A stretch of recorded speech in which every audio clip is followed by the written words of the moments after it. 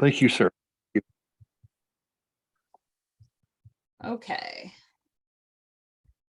So everybody else on the East Coast, he's like 2 hours ahead of us. And he's been to many of our meetings, and I'm just amazed that he stays up till 11 o'clock at night to participate. And we appreciate his attendance. He's a trooper. Oh, yeah. For some, oh, sorry. Give me just a second. Let me switch all things, the stuff and the things, so this goes to the right place.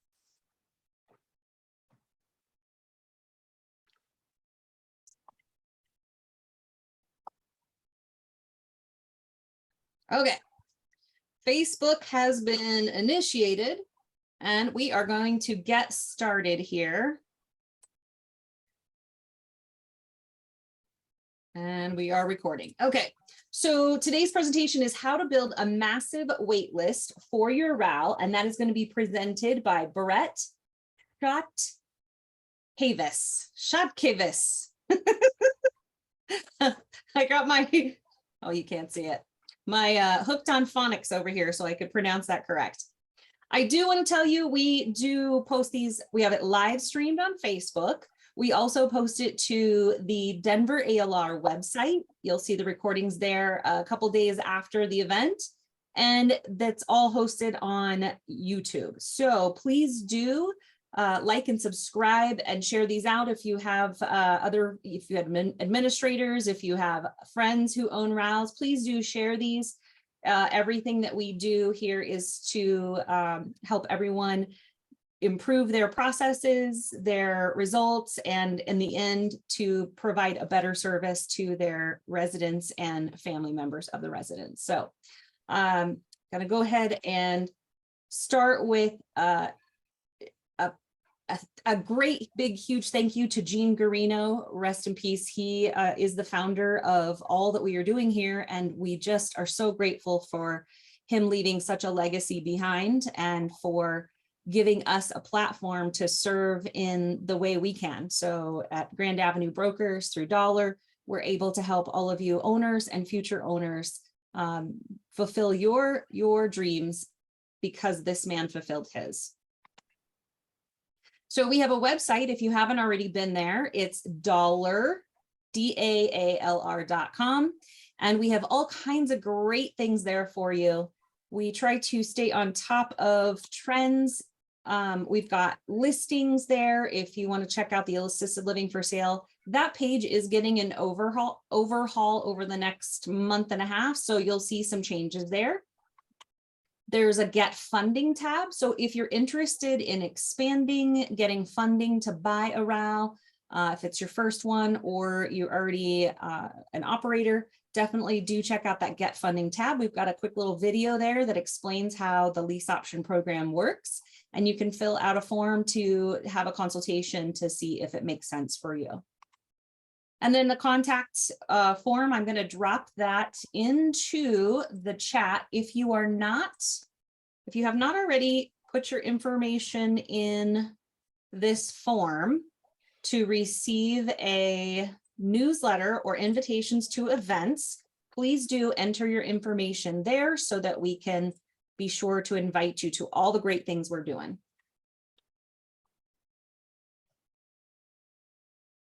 All right, on the Denver ALR site, there's the key links tab, and that's got rules and regulations, FAQs.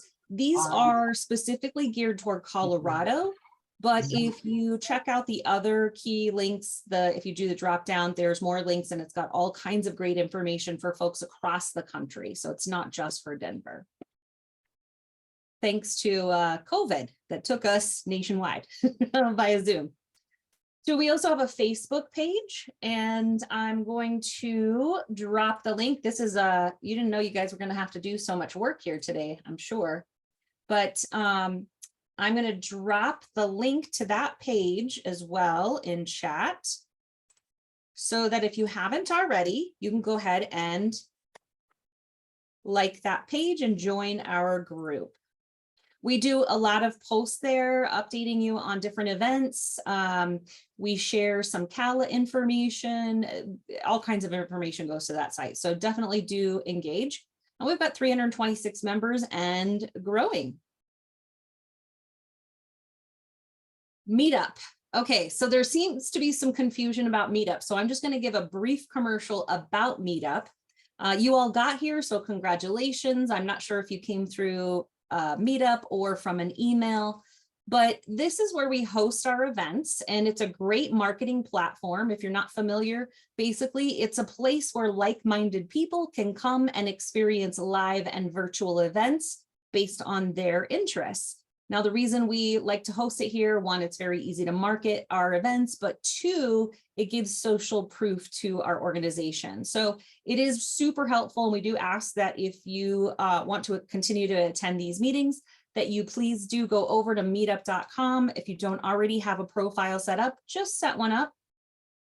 Join the Denver ALR group, and then you'll receive information about events that are coming up. So it's very helpful. As you can see, we have 799 members, and this is important to all the fancy algorithms on the Google, because the more members we have, the more engaged you are, the more this shows up in folks' feeds that are interested in what we do. So it's going to help people across the country by you just joining and coming in through that. All right, so I don't know if I'm a little ahead of the game here, but let's talk about our sponsors. Whoops, sorry about that. So we've got quite a few sponsors with some sponsor slots coming available for 2023. But I'd like to highlight RAL National Association, RALNA as it's affectionately known. Vern and I are both members of it. RALNA is a great space for education as well, communication, connection, and with the membership, you receive a newsletter and group purchasing benefits. There's all kinds of benefits. If you haven't already been there, do check it out.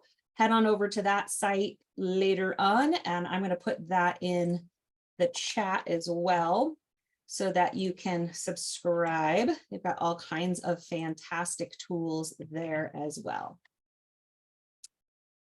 All right, so I don't know why I have this again. Okay, so Anderson Legal, Business, and Tax Advisors. I don't know if we have anybody from Anderson with us today, do we? No. Nope, okay. And assisted living marketing, Peter is not available this evening. He won't be joining us, but he does our website, our personal website, Grand Avenue Brokers and Denver ALR Dollar. And he is very easy to work with, very responsive. I'm not sure of any events coming up. I don't think I got that information before the event started, but definitely do check him out when you have a moment. Pinkowski Law. Is Brian or Michelle here today? No, they're on the other side of the world. Oh, that's right. Okay. So Brian and Michelle are fantastic attorneys in the RAL space. This is their specialty. Michelle's actually on the board, the FGI board. So for those of you who own facilities or administrators, you're probably familiar with FGI, Facility Guidelines Institute. And they are just super responsive. They are very knowledgeable in this space. You couldn't ask for better experts in the space. So if you do have any challenges, if you're struggling with the state dinging you on things that are excessive, such as CPR, I know a bunch of people got shut down. Their employees couldn't work until their CPR compression training was done. So if you have any issues or would like to talk to them about how to partner, here's another thing you might not think to talk to them about, but partnering with somebody. If you haven't purchased your first RAL yet, and you would like to do this in a, you would like to protect yourself as you build a partnership, these are the folks you'd want to talk to. Let me jump in here real quick. Oh, yep. Renee, if you have an assisted living in Colorado, and you've been recently hit with a survey that gave you an immediate jeopardy issue for not having your people trained on CPR.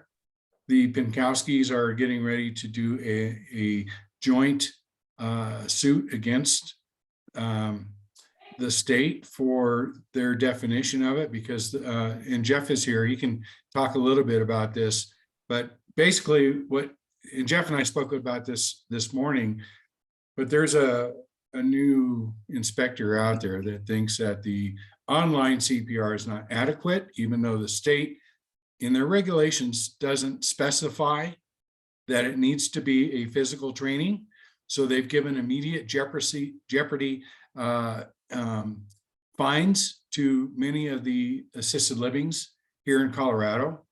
So the Pinkowskis are looking for more people to join this particular lawsuit, which is going to reduce the price for everybody involved. And they have a very good case because, again, it's not defined in the state. This is something an inspector said, well, this is the way I think it should be, but it's not defined in the state regulations. So he's going technically above what the regulations are. If you've been hit with an IJ, which is pretty expensive, what is it, Jeff, $1,000 a hit? Yeah, in the last CALA board meeting, the number that was being thrown around was $1,200 per citation. So $1,200 per citation, and they can hit you with a lot of these citations because it's per employee. So if you've got 10 employees that have gone through online training and they think that they need to be physically trained, that's a $12,000 hit. That's just craziness. And it's not written in regulations this way. So please contact PinkowskiLaw.com and speak with Brian about this ASAP, because they're getting ready to start this. And any of you who are, and you don't, if you're not comfortable, you don't have to come forward tonight, but if any of you have received this particular IJ and you're worried about some retaliation from the state or whoever, that really is just not going to happen. You're safe with Brian. He knows he's been through this. He knows how to set these up in such a way that you're protected. I'm signed on to the suit as well. And if I can do it, anybody can do it. But we really need as many folks who are willing to do this to join us in this. And I'm just going to give another quick plug for them. We have a facility that is now vacant. The license lapsed, and it was previously licensed for 15 beds. And when we went to go restart the licensing process again, they denied it, saying that Aurora, Colorado, had passed some rule that they can only have a maximum of 6 beds per group home.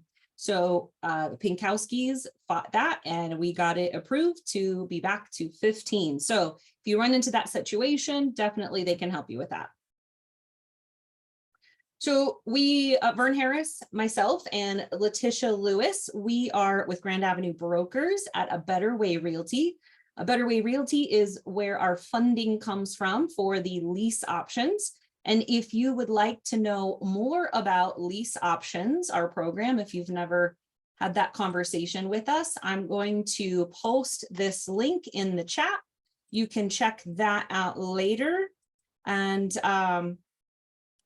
you can schedule a meeting with me to discuss your particular needs and where you're at in the process. Oh, and Letitia, do you want to come off of mute for a second? Yes, ma'am.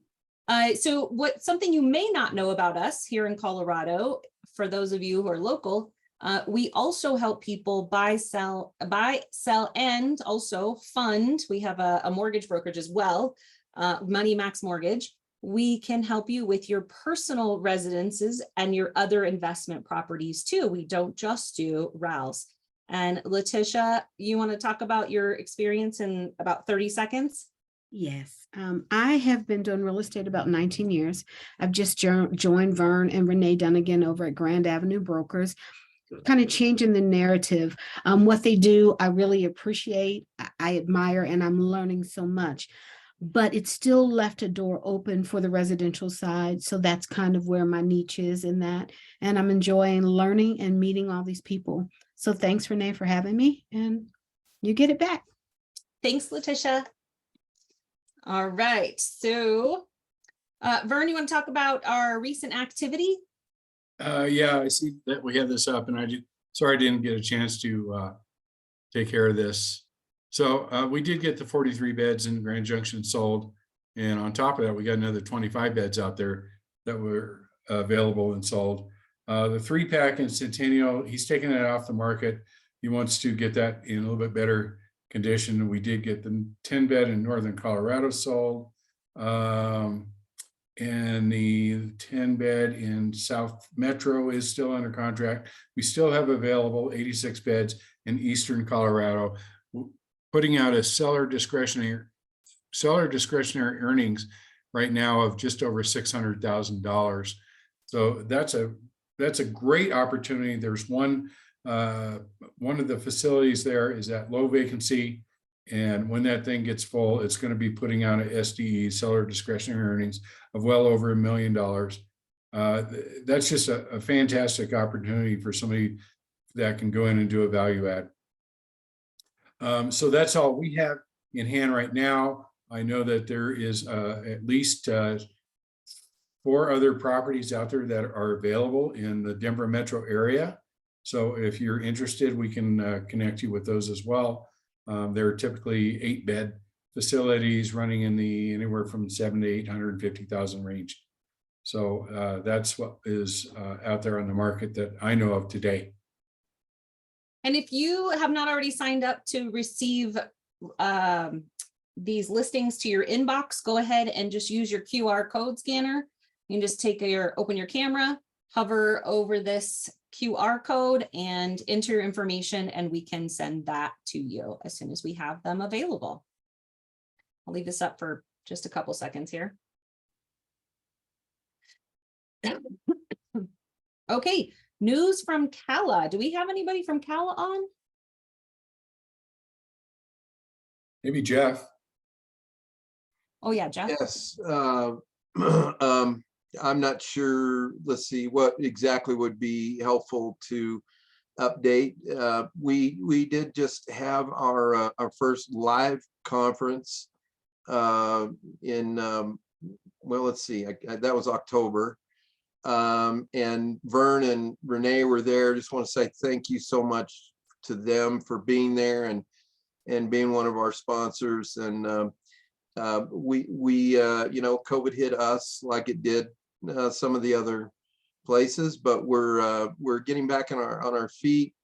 The association we're gaining more and more members again, and very excited. I'll share with you all that I don't know that the final decision is made yet, and of course we are late in the year to do this, but we're underway with a bill to go to the state legislature. There was a number of us and a number of you that are on this call right now in this meeting that showed up for testimony about a law that was put through that was you know, really not favorable to the assisted living owners. And you know, the bad news was that law passed. The good news was we got a lot of exposure with our state legislatures about the smalls of Colorado. And so what we at CALA are trying to do is to ride that wave a little bit and put forth a bill to you know, to help you all as facility owners get a little bit of relief. The bill points directly to, without going into too much detail, it points directly to how the state does their surveys with you all. And I'll leave it at that. And you can contact me or Vern, or there's a number of us that if you'd like to join, we'd love to have you as a member, and just let us know if there's anything we can do. Thank you, Jeff. All right, and now it is time for the portion that you all showed up for. Thank you so much. I'd like to introduce Brett, our speaker, and I'm going to tell you a little bit about him. So he is, let's see, he started real estate investing in 2014, flipped 200 houses in California, moved to Texas in 2019 to start an assisted living facility. He has run his California flip company virtually from Texas and has not seen any of his flips in over 3 years. That's impressive. Flip company is nearly passive income. And he used his real estate experience to open his next business, which is Platinum Assisted Living. And he's going to be talking about that. He has no medical background, but he partnered with an assisted living director, created a 16-bed luxury home assisted living that nets $40K a month, solved the problem of assisted living by creating a new model. Platinum style assisted living equals all the amenities of a big box assisted living in a custom designed 16-bedroom, 16-bath mansion of a home. Platinum has private bedrooms, private chef, salon, nurse, private director to run it, and all this is in a neighborhood. 62 people currently are on Platinum's wait list. So without further ado, I want to introduce you to Brett. Brett, do you want to go ahead and share your screen? I'll stop sharing mine. Absolutely. I thought it was pretty interesting. You just call me Brett, right? You didn't say my last name. Can you do it? No, she can't do it. Chotkevys. Chotkevys. Brett Chotkevys. That's me. But it starts with a C instead of an S, so it really throws people off. But there it is right there. Brett Chotkevys. So just want to check. Can everyone see my screen? Yes, I can. Okay, wonderful. Okay, well, this is me. I'm super excited to meet with you all tonight and kind of share one thing that I'm really passionate about. This has been a game changer for me and my partners, and I'll kind of share our story a little bit as we go through this to make it like practical for you, like share examples that we did to build this huge wait list and how you can take these lessons and implement it in your own business. But I know in this industry, it's hard. Like it is hard to get the beds full. It's a hard industry regardless, especially with staffing the way it is now. So to work so hard and love on people and not make money is a really frustrating thing. So that's why I kind of want to share this topic with you. Like here's my secret sauce. Here's what we all kind of put together as our trial and error and kind of simplified it in our 3-phase or 3-step approach to building a massive wait list. So it's pretty simple, but it's not easy, right? It's actually a lot of hard work, but it's simple to understand. So that'll be what my talk is tonight. Kind of share what and how we do this. So let's jump into it a bit.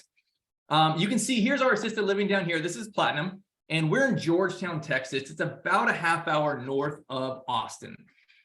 This is about a 6,500 square foot home. It's 15 bedrooms, 13 bathrooms.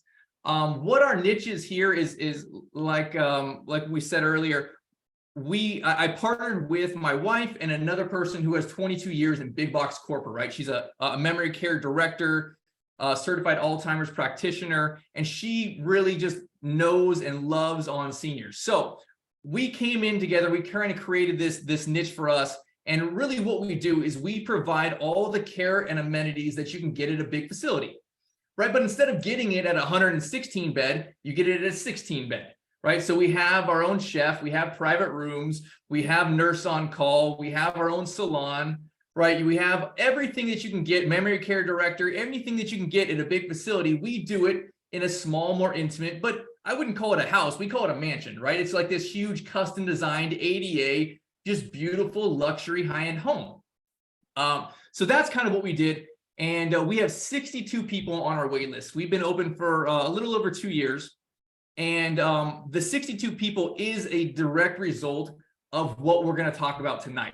And I think it's simple enough that everyone can have a great takeaway from this and say, here's how I can implement this into my current business or what I'm going to be opening up. So before we were even open, while we were during construction, we had almost all of our beds sold, which means we literally had checks in hand, bed deposits signed by people who toured while we were under construction and decided, hey, we're not going to go to the big box, or we're going to leave the big box as soon as your facility has a license. We're going to give you money to hold your spot. So one of my big things for you is you can do this now.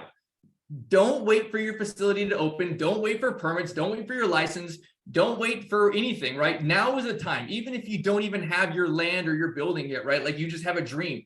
Just open your mouth and start talking to people, because your dream, your future, it's not going to build itself, right? You have to actually get out there and meet people. So that's kind of what we're going to be talking about tonight. And that relates very much to marketing.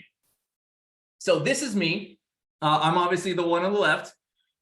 So Brett, that's me. My wife, Laura, is in the middle. She is a marketing rock star and also an amazing interior designer. She designs all of our homes.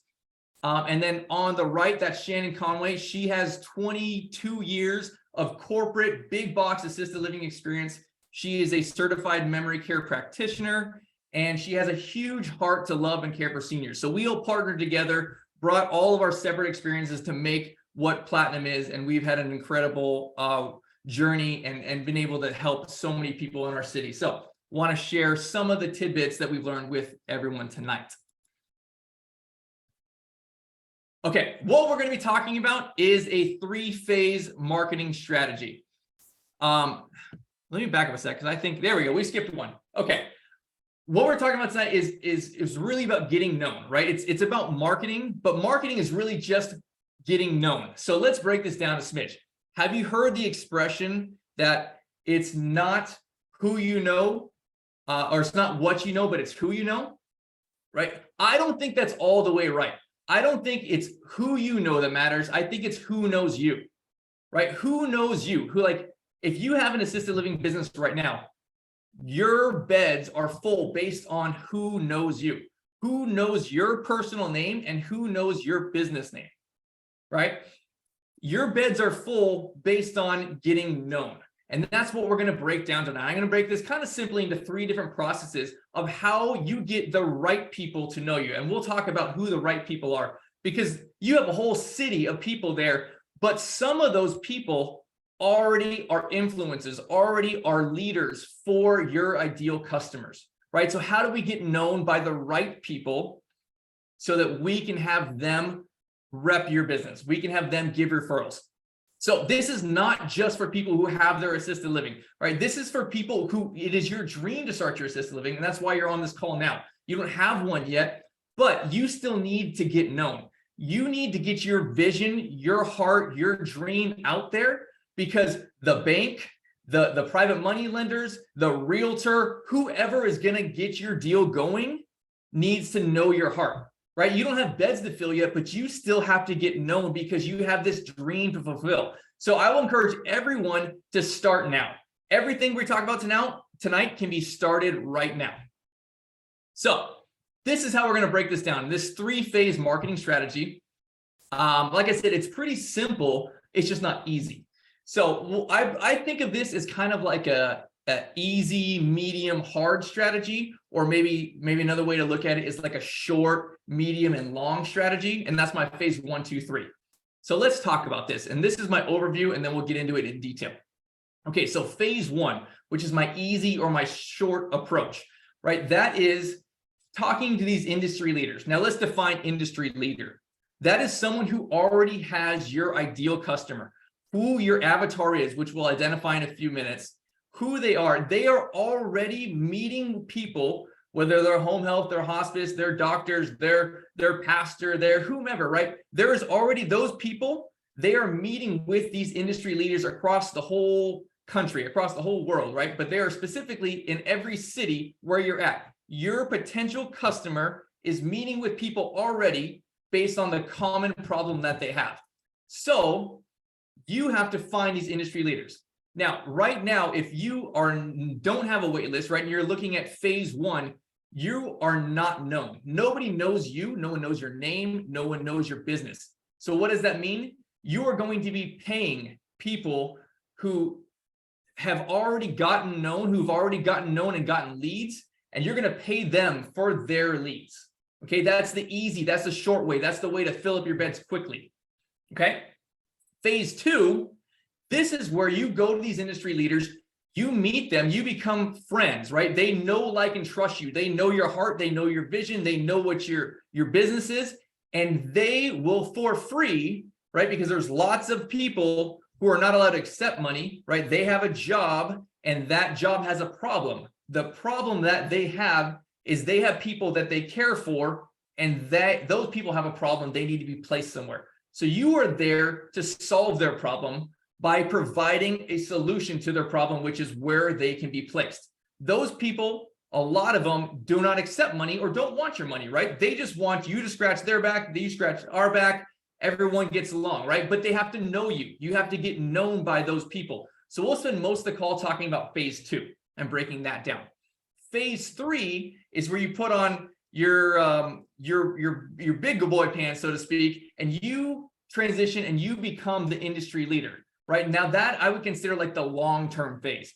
This has the best amount of leads that you can possibly have, but it is a long-term play. Now, you are trying to become the industry leader. You are trying to have the monthly call like this one right here. You are trying to have the email list. You are trying to provide value to your ideal customer and saying, hey, when you have a problem with your senior, with your parent, with whatever it is, here is your referrals. You can check out this. Here's another resource here. And by the way, when it's time, right, they can also come to our assisted living, right? That's what phase 3 looks like. So we're going to spend the next few minutes kind of breaking these down, sharing some examples, and making it practical for you to go through phase 1, 2, and 3 in order to build a massive wait list. So we'll spend a little bit of time here talking about phase 1. Phase 1, like I said, is paying industry leaders, right? Who are the people who already have your customers? They are the ones who have already done the getting known, right? You are trading your money for their time to get these people. Okay, so these are commonly like referral agencies across the country. There's a lot of little mom and pop referral agencies, but there's also the big national brands, right? Like A Place for Mom. And they are more than happy to take your phone call when no one knows your name. They will take your phone call. They will have you sign a contract, and you can pay the $5 or $6 or whatever $1,000 it costs. And they are happy to take your money to refer you, right? And I'm not knocking referral agencies, right? There is a time and a place for that. But I would say this, the best time and place for referral agencies is when you're starting out or when it's a backup option. I've used referral agencies. I've actually used them twice. And I have no problem doing it. I am happy to pay for a great lead. Like sometimes, actually, just a few weeks ago, we had an open bed and we had one of our leads come and tour, and we had a referral agency who recommended someone come and tour. And I was more than willing to pay the $6,000 to that person if it was a better resident, if it was a better fit, right? So there is a time and a place for phase 1, but I would say this, it is when you're starting out, and it is as a backup option in the future for you. It is not a marketing strategy. It's not a long-term strategy. I don't even think it's really marketing. It's just a quick fix. It's like a Band-Aid. So think of it this way. Would you want to have all of your future, all of your finances set on just one company's, A Place for Mom? If they stopped working with you, if they said, hey, Brett's kind of a jerk, I don't want to work with him anymore, I'm going to take my leads and put them over here. Or maybe they moved to another city. Or perhaps they said, I'm going to be, not spending as much money on my marketing. I'll maybe go grassroots, right? Like, what if they just stopped giving you leads? Like your whole business, you can't be set on someone else, right? Like you have to have multiple streams of income, right? Like we're talking here with Grant Cardone talking about multiple streams of income, right? Don't have one. It's the exact same thing. Your multiple streams of income is not relying on A Place for Mom. That can't be your only source of leads, right? It's your backup plan. It's your quick start, but then you have to evolve, you have to grow, you have to mature in your marketing. So we're going to spend time talking about what that looks like. How do I grow my own list, my own spider web of influence in the community to get known? So that's what phase 2 is. Phase 2 is being referred by industry leaders, right? And I'm not just talking about referral agencies. I'm not just talking about home health and hospice. And we'll kind of break this down a little bit more. But there are so many people in your community, in your city, that are already gathering your ideal customer. And we'll break what this down looks like in just a minute here. But I would say this is your strategy that you should start immediately. Like you should literally start today with phase 2, right? You can use phase 1. That's no problem, right? Keep it to start up quickly. But phase 2 is something you build up. And it's something that gets going and going. You don't ever stop. So do this before you open. I'm going to share my story and kind of more pictures in a few minutes of how we used it before we were even opened. We started marketing 6 months prior to getting our license, and we almost had all of our beds sold. It was because we started getting out in the community. And I'm going to share what the structure and what the lessons were for that. But you do it before you open, and you do it while you open. You actually never stop this. It actually gets easier and easier and easier the longer you work on this. So I would even say this. I know a good amount of you do not have an assisted living open yet. I would say this is the same strategy that you would use for opening your own or your first assisted living, right? You're going to use this get known strategy to get on Facebook, to get with the people in your community and say, here's my heart, here's my vision, here's what I want to do. I need this much money. I need this piece of property. I need a house like this. I need to be here, right? You need to get known. Everyone needs to get known to be able to grow and succeed in their business. So that's just really marketing. It's just really just getting people to know and like and trust you, right? So we're going to take that same applicableness to whether you're running currently or you're not yet, but everyone can start right now with getting known and using these 3 steps or these 3 phases as your marketing strategy. So other people already have your customers. Okay, we're going to talk about what they are, but you need to find the people or the businesses that already have your customers, your ideal customer. You build relationships with those people, and then they will promote your business for free. Okay, it is in their best interest to promote your business when they have a customer, it's their customer or it's their friend or it's somebody, and they need to solve a problem. Right? If you become the solution and they know, like, and trust you, you have a great reputation, you actually take care of your seniors, they are happy to do it for free. So we're trying to find how many people, 10, 20 people, 30 people that are able to constantly refer you. So we have our phone ringing probably 2 to 4 times a week based on our weekly KPIs, and 1 to 2 tours a week, all from marketing that we do not pay for, all from this spider web of getting out to specific people in our community that already gather our ideal customer. They already have our avatar, right? And they know and they like and they trust Platinum Resort and Brett Chotkevys, and they know that we do better than the big boxes. So they're going to refer them to us. So let's talk about how do we find those people. So when we're trying to find those people, there's 3 questions that I like to go through. The first one, who is our ideal customer, right? So our resident is 80, 85, 90, sometimes 100 years old, right? They usually have a POA. Their family member is paying the rent for you, right? They are not our customer, okay? They're not even writing the checks for their room, right? They are not our customer. It is usually their daughter that is our customer. So I refer to our ideal customer as Carol. Carol is a real person. She had her mom live with us, and she was one of our first, Carol's mom was one of our first residents. And it's so funny because every one of our daughters, right, that take care of them, they're like exactly the same. They look alike, they drive the same car, they talk the same. They're like, we've niched down our ideal customer so much that, like, I get these daughters mixed up. Like, I cannot remember their names because they all look so much alike, right? We've identified who we are going after, and we're getting all of them to come to us. So let me share this idea of who Carol is for us. Carol, she has her mom. It's usually a lady, right, who's moving into our home. And, the mom is 80 or 90 or 100. So by default, the daughter is now 20 or 30 years younger, right? So that means that Carol is 50 to 70 years old.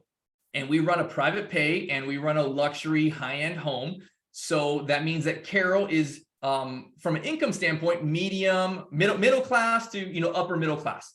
Okay. So we know she lives within 30 minutes of us, or her mom does. She's a female, usually. She's 50 to 70 years old and she has money. Now, she is usually a young grandma, right? Like when they come in to visit, they usually have young grandkids, and they're usually newly retired. So if you're in that 50 to 70 range, right? Like you have money, you have a lot of free time because you're newly retired and you're still young and you're active and you're doing your thing, which means you're very much active in the community, right? There's a lot of things that you are doing with your capital and with your free time. So now we're able to learn a few things about our ideal customer, right? We know who Carol is. The second question is, where is Carol already going? And I don't mean, when I say Carol, I don't mean one person. I mean like everyone like her, right? And there's lots of people that are like her. Lots of people who have a mom that is, you know, 90 years old. Now, where is Carol going? Now, she has money. She has a lot of free time. She has grandkids that she plays with on the weekends. That means she is going to, what restaurant is she going to, right? Like the one that's in the 55 plus area, or the one at the golf course, the one at the country club. She's volunteering a lot of different places, right? She's going, and people like her are going to specific areas. So the next question is, where is Carol going, right? We are finding out where she is going, and we want to be there. Now, the third question I like to ask on this is, now I know who Carol is. I know where she already goes. Who is the leader, the influencer, the host, the maitre d', the manager, the owner? Who is that person who is a speaker at the place where Carol already goes? Because I want to meet that person. I want that person to know my name. I want them to know my assisted living's name. I want them to know that we give amazing care, that our home is beautiful, that we have all the amenities of a big box. I want them to refer me when Carol and her girlfriends are hanging out, drinking wine, and talking about how her mom is starting to lose her memory. I want them and everyone like them to be able to refer, hey, there's Platinum Resort. Oh, hey, talk to Brett. Here's his website. You can search him. All right, those are my three questions. Okay, this is how you notch down who to talk to and who to get known by. So here are some examples. Here's what we have for our examples of who we are trying to find, who we are trying to get known by. Okay, independent livings, assisted livings.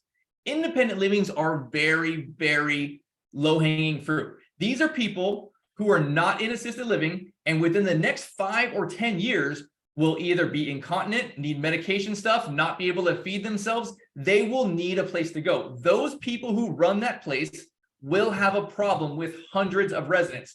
Their problem is their resident cannot live there anymore. They are a danger to themselves. Who do you know, like, and trust that you can refer them to? And you just need to be like, hey, remember me? Yeah, it's me. You know, like, and trust me. So come on, send them my way. All right, this is how you get the calls every single week. You have to identify the proper people who are the local influencers, the local leaders, to be able to refer you. So same with local hangouts, right? We talked about a few of these things. If Carol's, you know, are early retired with capital, then where are the seniors hanging out? By us, there's a big 55 plus retirement area, and there's a 55 plus retirement golf course and a restaurant and all these other things there that I want to go and meet those people there. When I do my weekly KPI meeting with my management team, I want to do it at that restaurant. That's where I want to be. And I want to meet the owner, and I want to shake his hand, and I want to tell him what I do. And I want him to know, like, and trust me. Now, the next thing is charity organizations. This one is a huge opportunity. If you are a person with means who has a ton of free time, and sometimes you're a widow, sometimes you're not, what are you doing with your time? You're going to charities, right? You're going to galas. You're raising money for whatever it is, orphans or horses or veterans or anything, right? Like, there are so many of your ideal avatars at charity organizations.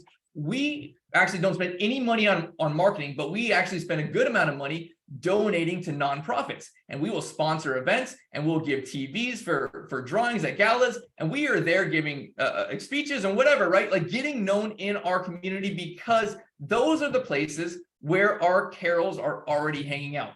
We're not going to the charity events where the young people are hanging out. We're going to the charity events where the 60-year-old females are hanging out. Same with Chamber of Commerce. Now, who in the Chamber of Commerce, all small business owners, they want to share and represent other small business owners. Who of those businesses, their ideal customer is Carol, right?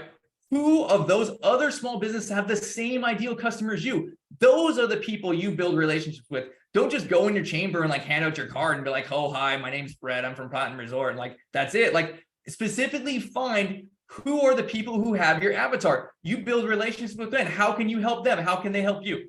Right? Home health and hospice. This is another huge one. They are going to independent livings, other assisted livings that maybe don't have memory care. They're going into people's homes. When they know, like, and trust you, they're going to talk to the daughter and say, hey, check out this assisted living, right? You need to know all of those people. And again, they cannot charge you for these referral fees. And then retirement communities, right? We talked about these 55 plus areas. Hang out in their 55 or plus areas. There is not exaggerating. There's a pickleball court in the 55 plus community right next to the golf course. And my wife is trying to pick up pickleball games with seniors, right? Just to get known, right? She wants to learn pickleball anyway. She's trying to get over there with the seniors and beat some old people at pickleball. So just think outside the box. Go to where these people are. Identify who they are, identify who the leaders are, and spend your time there. Find the leader and find the influencer. So let's talk about your time, right? The best use of your time, because there's only so much time you have. I know this is a challenging industry and it can be very, it can be very taxing in your time. So let's talk about, you need to spend your time not getting to know everyone, not everyone knowing you, right? We don't want like the shotgun approach. You want the sniper approach. And that's where those 3 questions we just went through are appropriate, because you need to use the sniper approach and find out where exactly do you need to be? Where's the carols? Who are your carols? Where are they? And who is the people who has influence with Carol, right? You need to meet them, the lowest hanging fruit, the greatest effect for getting known, right? So start with that concentration of where your carols are hanging out and get known there. Make friends with that leader. And honestly, it doesn't take much. It only would literally take like 5 to 10 people that have influence with your ideal customer, and you will have more leads than you can ever shake a stick at. So I would say this, start now. This is not something that you wait for. I've heard at least 3 or 4 stories, I'm sure you guys have, where someone gets their license, they have a small assisted living, and it takes them 6 or 8 months before they get their first resident, right? Like, how much money are you losing? That's just crazy. And you know why? Because they did phase 1 and they did phase 1 poorly, right? They never got into like, let's actually go and meet people, right? Let's actually get known. Let's actually share our heart, right? Let's share what we do, why we're doing it, what we're great at, like, what is our niche? Like, get out there and start now, because you don't have to wait to have your license. And if you don't even have a building yet, you don't even have a house yet, you do not have to wait to have your business plan ready. You don't have to wait to have your bank financing ready. Just get out there and meet people. Just say, hey, my name is Brett, and my dream is to start an assisted living, and I want to do it in this area, and I roughly need to raise this much money. And who do you know? Because here's my vision. I know God's going to take care of me. What do you got for me, right? Like, just get out there and get known. Start now. So here's an example. We started early. This is my wife here. We are building gutted. We literally took things down to the studs. We did about a 3,000 square foot addition. We literally toured people like this, like, not exaggerating, like, watch out for the pile of nails. Don't fall in the hole. This is what our home looked like while we were under construction, walking people through. And no joke, we had almost all of our rooms sold. We have 16 rooms. We had deposits on nearly all of them before we even had our license. And you know what? It is not, and I'm just gonna say, there's no excuses here. Right? A lot of people say, oh, I'm not going to get out there. I'm not going to market until I get my license or my house is done. That's a BS excuse. This is your business, right? This is your like retirement. This is your livelihood. Like, get out there and take some action, because I can be an example and say, this is not an excuse, because people did not care that my building had no floors. You know what they cared about? That I was going to take care of their mom. That I told them that, I'm not big corporate and I'm going to be here and I'm going to love on their mom. And that's really what they wanted. They wanted someone real and personal and not big corporate to love on their mom, right? And we are all in a small assisted living. We can all make that commitment. It doesn't matter what your house looks like. It doesn't matter if it's ugly. People want people to care for their loved ones. Just tell them you're going to care for them and actually do it. And you will have people who, no matter what your building looks like, no matter if you don't even have a building, they are ready to sign up. So start now. I would say this, it only gets easier and easier. You got to keep going with this, right? Once you fill up your house, once you start building a wait list, you just keep going. Have you guys heard the expression of like a metaphor of like a flywheel? Like you just keep spinning it and just building faster and faster and faster. And like the inertia keeps building. It's like that. Phase 2 is like that. It just keeps building and building and building. And it gets easier and easier. It is hard to start. It is a little awkward. I am not a social person. I kind of fake it for things like this. It's not me, right? I'm very quiet naturally. And you just got to do it, right? It's work. This is your future. Just go do it. And so I force myself to do it and I get out there. My wife is very big and bubbly and a huge personality. She just loves this kind of crap.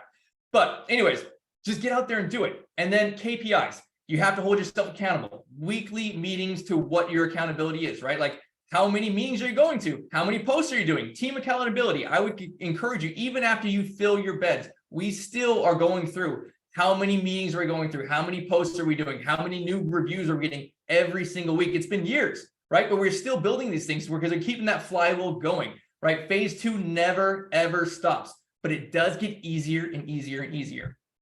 So let's fast forward in our story. 6 months after we were open, we already had 20 people on our wait list. Rooms full, 20 people within 6 months. Okay, so I'm just from here, nothing fancy we did, right? We just shared our heart. We're here to just love on people. So there's no excuses, right? Your business is worth it. This is your future. This is your retirement. This is how you take care of your kids. Like just throw down the excuses and just say, I'm just going to do this, right? Like that's my encouragement for you today. Just start now. And I know a lot of people who don't even have a building yet. If this is your dreams, you're here to do this, then just start now. Whatever it is, right? Whoever you need to talk to, just get known, make the call, make the post online, just say, this is what I'm doing. And I'm just going to be awkward and do it because it's always awkward the first few times. It's just whatever. No one cares. Just do it. So let's talk about phase 3. And I guess before I jump into phase 3, I want to just kind of wrap up phase 2. Just one more thought is, really, I would spend most of your time on phase 2, most of your time building these relationships. It is the bread and butter of what we do. But there is a bigger picture. Okay. And the bigger picture is phase 3. This is where you become the industry leader. You become the influencer. You become the expert. And I would say that you get more leads than you can ever shake a stick at. You have the opportunity to have more leads than you ever need, especially if you are only running small assisted livings. I mean, like you only need a few beds a year. So think of it this way. Where do the referral agencies, the home health, the hospices, how do they get their leads, right?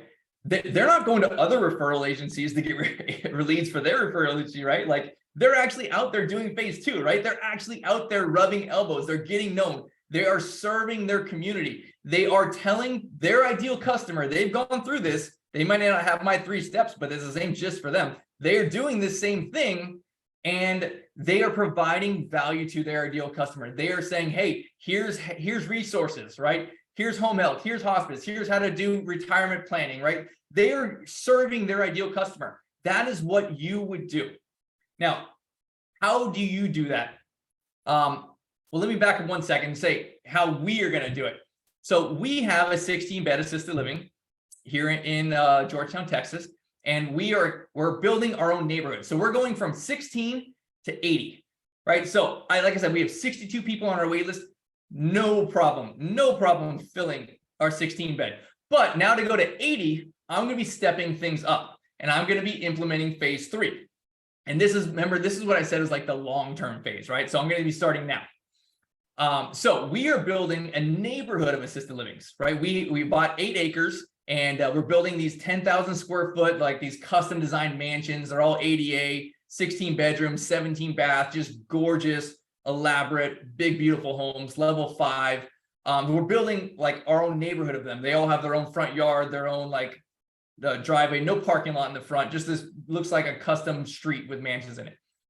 So for that, we're implementing this phase 3. And let me show you an example of how we would do it. right? So, oh, actually, here you go. Here's some pictures. So these are mock-ups. We are starting construction here this spring. Here's our White House here.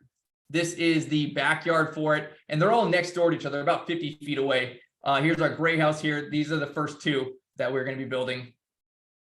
So I would do this. I would set up like a senior support group, right? You need to serve your people. You need to add value. So if you can set up like a meetup, a luncheon, some kind of thing where you are able to provide info, to provide resources to the Carols, because you've already gone through phase 2. You know who your Carol is. You know where she is. You know she's at this specific restaurant, right? Like especially the restaurant next to the golf course on the 55+ community. They're all there. If you're there and you're holding a monthly meeting, being the expert saying, hey, this is what you do when you have questions about mom getting old, and when do I bring in hospice? How do I do home health? What services does the state provide? When do you do memory care? How do you do transferring? Blah, blah, blah, right? All these things, right? Like if you are actually running an assisted living, you are definitely an expert. I know that expert's kind of a hard term to swallow for some people, but think of it loosely, right? You have so much more knowledge than people if you are actually running assisted living. So just consider yourself an expert.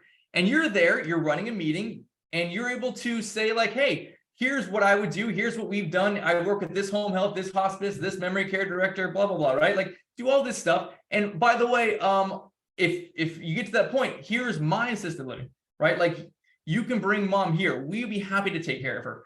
And you know, the first call you're going to get 1 or 2 or 3 or 6 months later, the person they already know, like, and trust, right? You are now the expert. You are now the influencer. You are the leader in this space, and you will have these leads.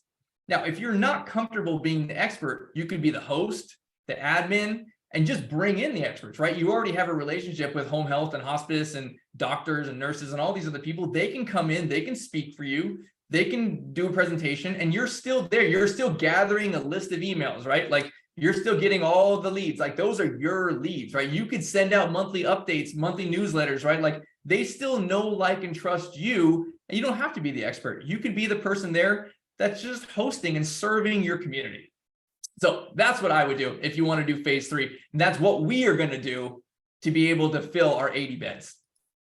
So extra leads, like you literally might do this and have like too many leads. Like, is that a real problem? Is extra too many leads a real problem? I've actually thought about this. One of the solutions with these too many leads, start your own referral company or partner with a referral company.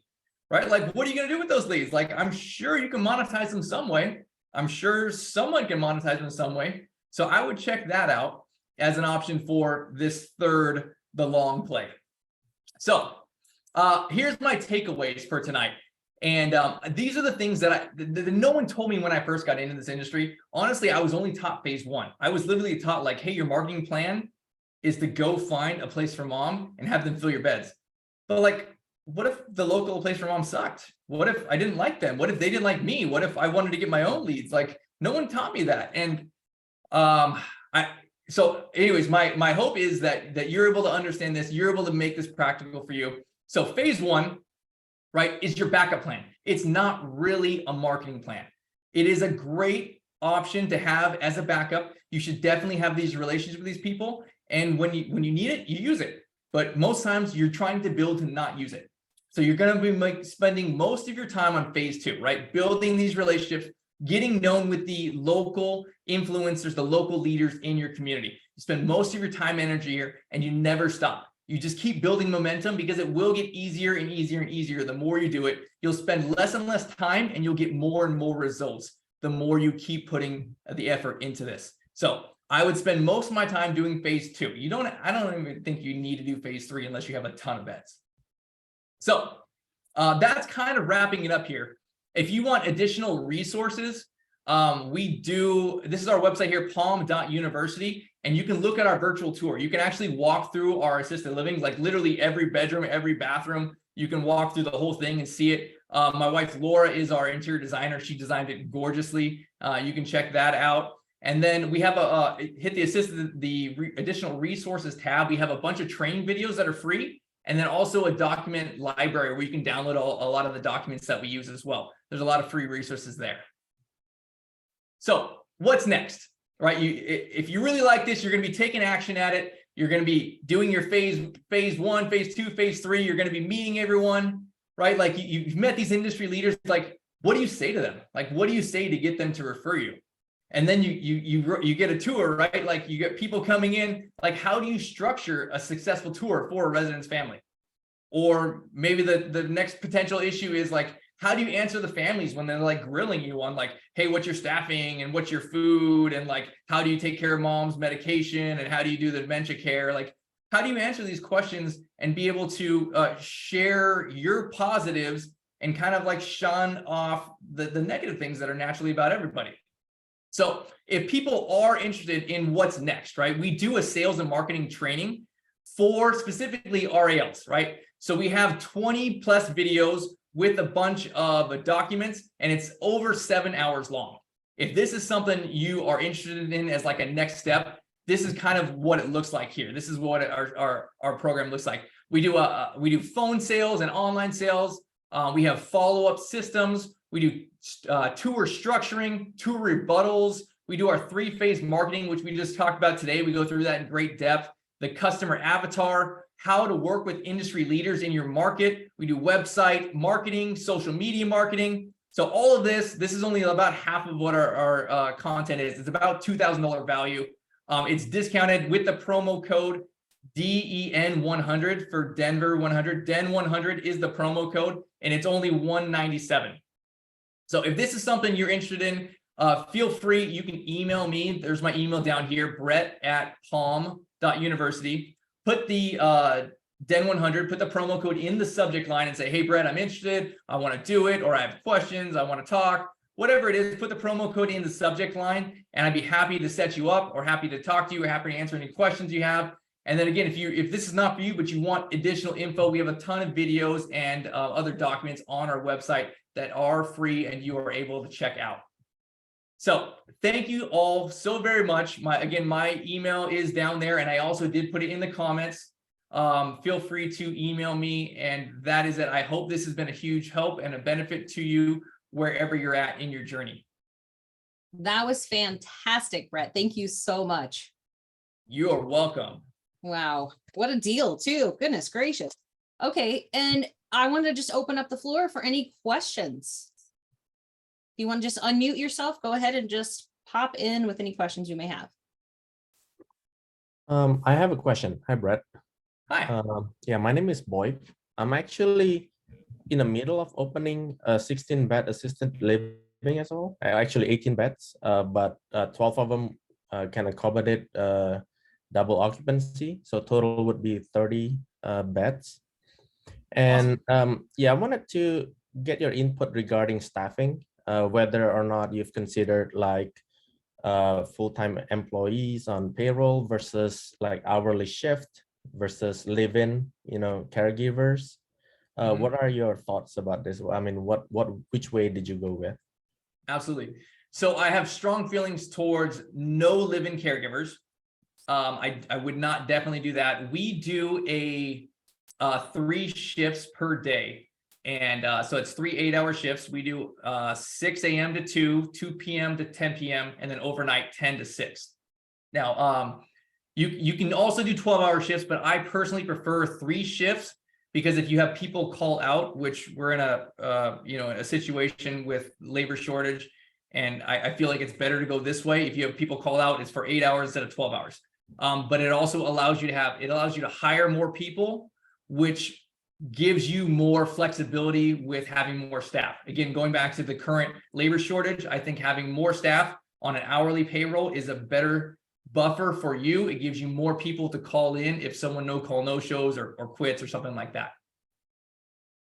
Okay. Yeah. Does that answer your question? Does that help? Yeah, I was just thinking, how does that benefit more than having like a full-time employee? Well, when you say full-time, you mean like salary? Yeah, salary, sorry. Okay, no problem. So I would recommend, so we have a full-time director who runs everything.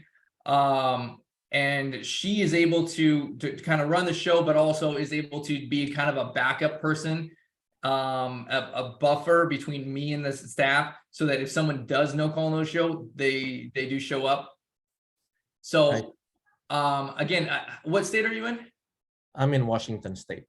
Washington. Okay. So, I mean, again, I think, are you operating currently? I currently own 2 residential assisted living, but I am in the middle of building the commercial assisted living. Okay. Personally, I think you're going to have a hard time getting people on salary if you want them to work more than 40 hours a week for a caregiver position. I think that niche is more of an hourly pay. It would be better, right, from an owner's perspective to have them on salary, but I don't think you're going to get the people to stay when you do that. I think they're going to want the hourly because they have the potential for time and a half at overtime. I think you'll have more stability. And I think that is more important in the current climate with the trouble with labor. Also, I the would agree with what Brett had said. You should check with an attorney for local labor laws. Here in Colorado, if you're determining where they have to work and when they have to work and how they have to work, they are hourly. They can't be salary. So check with an attorney that knows the local labor laws before you cross that bridge, because it could get you in a lot of trouble. especially if they're not in a leadership position. Got it. All right. Thank you. Anybody else have questions? I have a Hey, question. Brett. Oh, Go ahead, Mike. Go ahead. I appreciate that. I'll make it quick. Just 2 quick questions. You say luxury services and rates. What kind of rates do you charge down there, if you don't mind sharing? I'm happy And, to. what you said, what differentiates you a little bit from the big boxes? Obviously, you don't have a gym, and 40-foot ceilings in your fireplace living room. I see the design is pretty cool. And you said 15 licensed for 13 rooms. All right. So you do have some double occupancy, right? No, sure. I'll break all these down. So my goal is to be able to match, as far as pricing, match the new construction luxury big boxes. Right. Okay. So for me, in my market, that's about $8,000 per bed right now. Okay. So again, that's where we are shooting to be. Now, I show pictures of my that assisted living is that is not new construction. We actually did a addition and renovation on that, like 1970s farmhouse ranch house. That one has 15 bedrooms. But our new construction stuff is very huge. It's 10,000 square feet. It's elaborate. It doesn't have 40-foot ceilings, but it does have 18.5-foot ceilings in the great room. Okay. Very much very custom, elaborate, like a high-end, like boutique hotel. So we will easily push 8,000+ on that. We're already getting 7,500 on the assisted living you did see, and you can virtually tour that. And those are medium-sized rooms. We're going to do large rooms on the new construction stuff.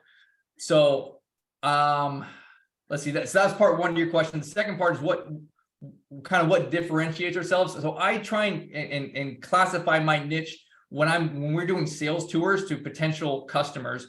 I want them to understand that we can offer all of the same amenities as the big box.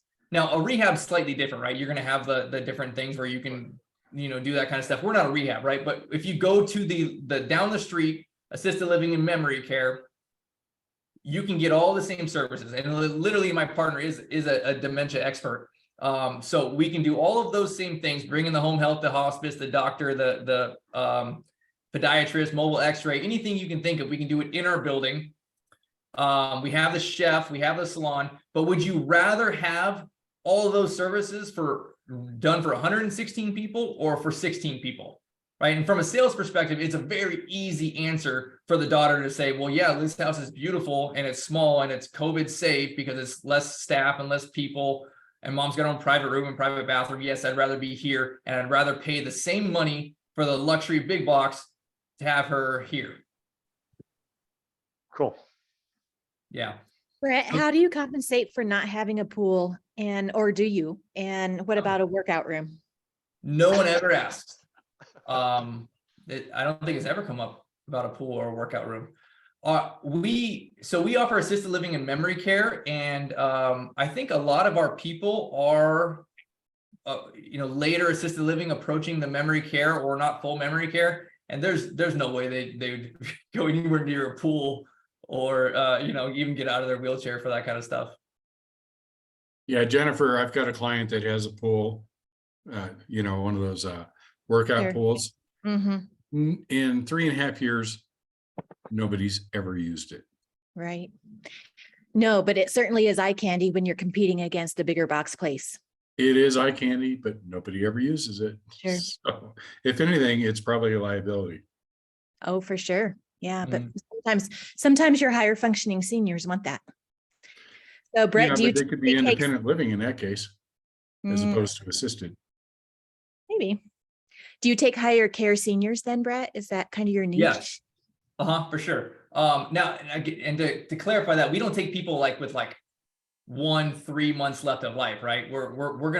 We'll take people who have full dementia and, you know, certain issues, but they have to be kind of give and take.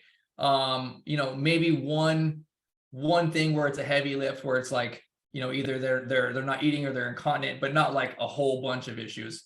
And again, we're able to pick and choose because of our wait list and because of the amount of tours that we do. But yeah, our specific niche is why we are able to fill our bed and have so much demand is when you have light assisted living needs, you can go pay less somewhere else, but then you graduate and you can come to us.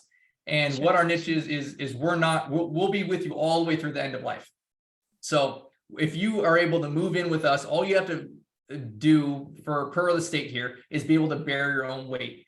And that's just a little bit, like just barely bear your own weight. And you can move in. You can't be bedridden when you move in, but you can after. So literally, like, you can come with us and be with us for 6 years, or, you know, 6 months, 6 years, kind of. We're not taking people who we know are about to pass. But yeah, most of our people are with us for a couple of years. What is your total number of beds? We're licensed for 16, and we actually have 15 physical rooms, so we just cap it at 15. Okay. I was thinking you had multiple houses. You have one right now, but you're just building one. in. Correct. Yeah. Okay. And then we're going from the six beds to the 80. In terms of starting up, do you think that it makes sense to start at that 16 bed level, or does it work better to go a bit bigger initially and do something that's, you know, 48, 64 beds? I think that the big boxes are dinosaurs and they are waiting for the meteor to come. Or maybe another analogy, like they're Blockbuster and Netflix is coming. Like, nobody wants to go to the big facilities anymore. And people are going to find out that, especially in post-COVID, that's rapidly changing. But I would say that bigger is better. The same with an apartment deal. The more units you have, the more money you make, the better opportunity it is. So where I'm transitioning to is doing 16s. I like 14 to 18 beds. From a practical and staffing perspective, you have the best care, but you can also make the most money in that niche. So I would like doing 2 or 4 of those, say, call them 16 beds, you know, in a little street, making your own little street. Yeah, and would it make the most sense to do multiples of those initially, or is it better to kind of start small and work up? You know, it's going to depend on experience and capital and whatever you can do. If you can be part of a bigger deal, I would do part of a bigger deal. I would for sure have 25% or 50% of a great deal versus 100% of a small deal. Sure. I mean, I think a lot of you guys, you know that the numbers with, you know, when you have a 6 bed or 8 bed, it's hard to make any money in those things, and it's very labor intensive. I wouldn't do those deals. I would not have 100% of a small deal like that. I would rather have 50% of a bigger deal. Let me just throw out, Taylor, that we've got a few big deals that we're looking at. One of them is 10 houses that is 9 beds apiece, all on the same lot. We're looking at also, well, this one's already taken. We've got a few others that are pretty big opportunities with 40 beds or such. Mhm. And we're always looking for investors for our deals. So if you're looking to, you know, be a smaller part of a bigger pond, Mhm. we might be able to help you out with something like that. Yeah, I'd certainly be curious because, I like what Brett had to say of being a smaller piece of a big deal. I think there are efficiencies when there's a larger size that make a lot more sense than trying to eke something out at, 8 beds. Yeah. These are $4 to $6 million deals. We have another one we're looking at that is probably about 17 million. So we're always looking for partners. Let's talk about it. You bet. I have another question, Brett. Since you're building a bigger facility, where do you go to get the funding? So for this specific deal, I am using a local bank for a commercial loan, and they're funding 80% of it. So that means I need 20% plus the gap. So that happens to be well, my whole project is about 10 million. So my whole gap is going to be 2.5 to 3 million.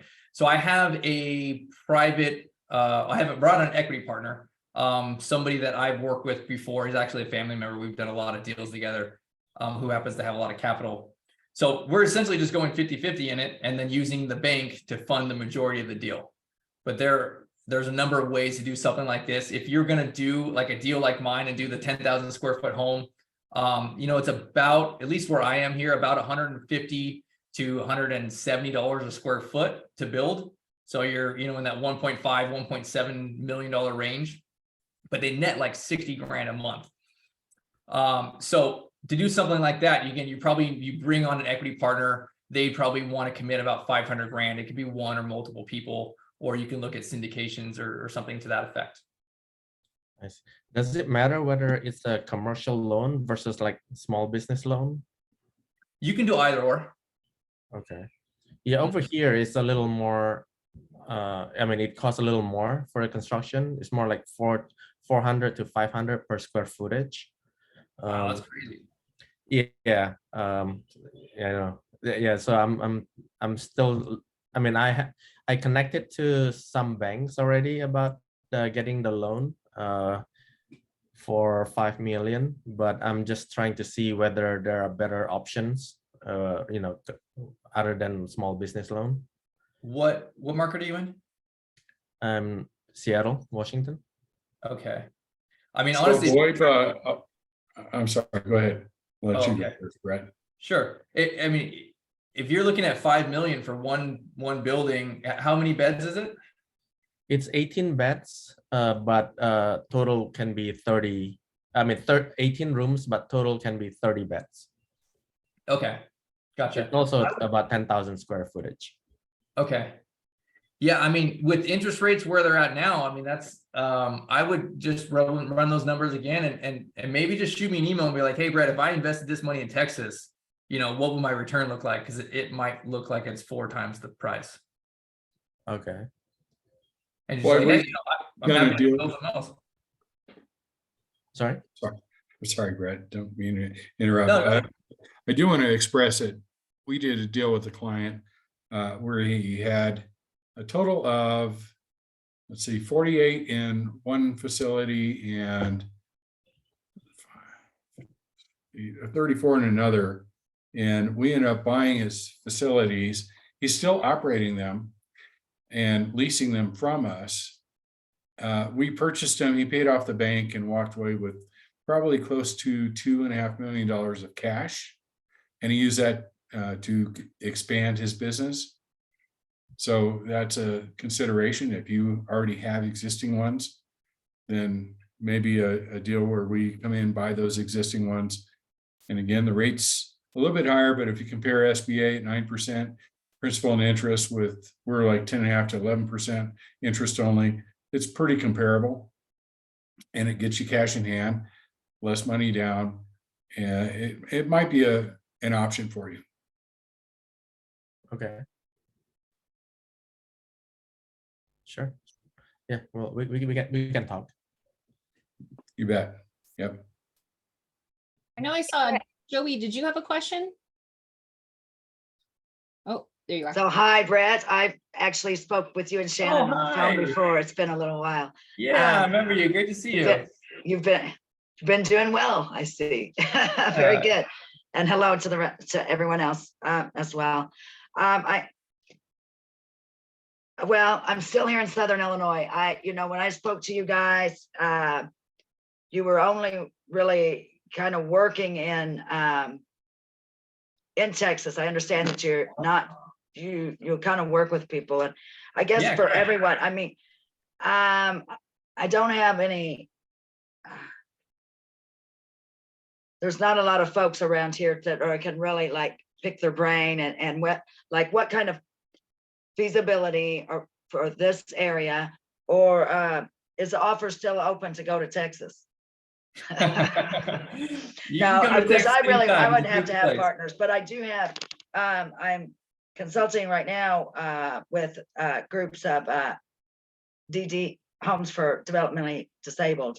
And so, but yeah, I mean, I need the funding. I've got a little set. I don't have near what I would have to have in capital. So I guess you're saying like, you're just getting out there and making those connections, but For sure. So I didn't use any of my own money, and I don't think anybody needs to. The assisted living industry, there's a lot of money to be made in some of these deals, especially when you get to a medium-sized deal, 14 to 18 beds. There's a lot of capital that comes off of these types of deals, and I don't think you need to. There's enough meat on the bone, I guess I'm saying, where you can raise that money without issue. If you get a great business plan and you have a great so plan. I need to start writing up the business plan. I mean, I've got 25 years of nursing experience and the last 6 in nursing and skilled care management. And because I love my people, I paint their nails, and we did the historical society together and talked about current events. And it's just, I know that it'll work. I just don't, I don't know. I've never been around. I don't know how to get into the right circles or to do to get someone to back me on something like that, Yeah. or to start making those connections, I guess. Well, I would encourage you in this way, and I would say that you are more valuable with your skill set than the person who has $1 million in the bank.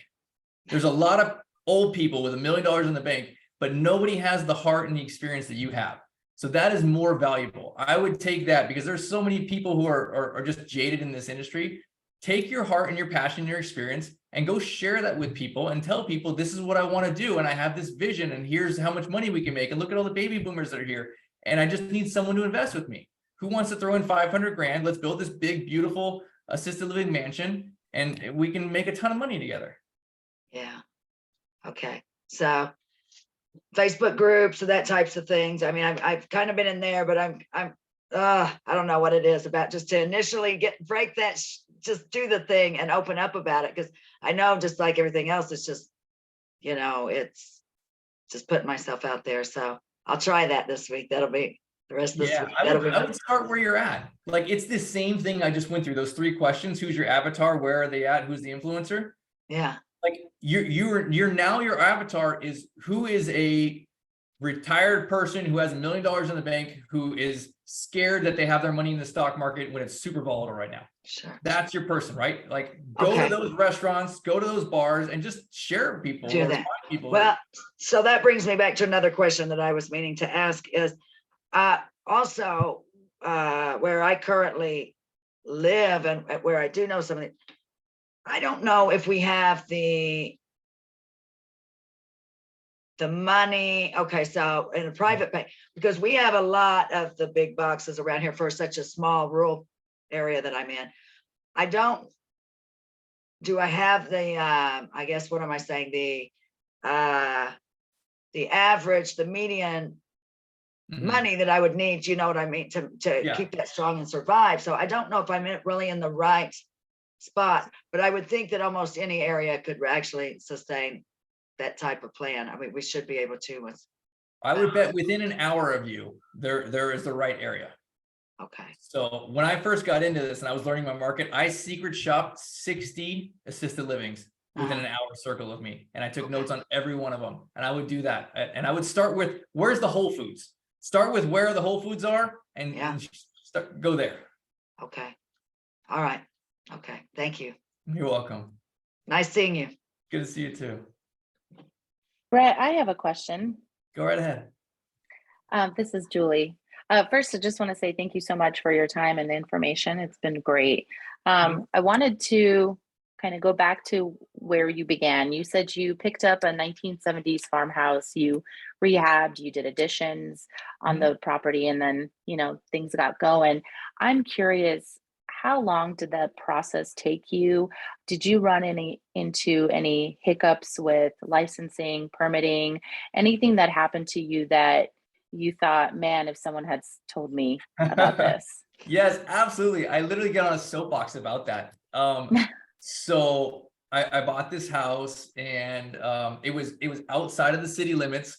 And the realtor tells me, hey, when you're outside of the city limits, the city can't say anything. You can do whatever you want, blah, blah, blah, right?